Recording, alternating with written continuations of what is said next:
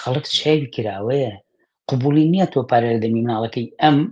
ئەگریتەوە بەڵام ئەیەی بە تۆ بوو تانک و تیاران درێ بە مناڵی فەڵەستینیەوە کوورەی شەڕی ئۆکرانیا و رووسای پێگەرمەکەی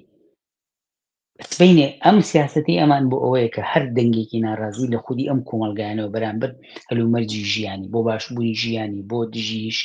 سیاسەتی شەڕانگێز و شەڕخوازی و میلیتاریزمیە کە ئەمانە پارۆپولی هەرچی قازانجی چەند ساڵیانەکە بەنای خۆیەوە ئەڵێن زەرێریان تیا کردووە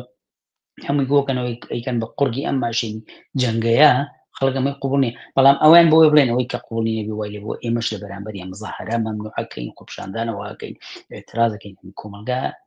دائڕمێنن هەر بەڕاستی قسەیەکی زۆر زۆر جوانی منسوور حکمت بیرە هێنەوە لە ئێسایە کە باسیەوە کاڵێ ئەگەر دیموکراسی بەشێکە لە حکمی چینی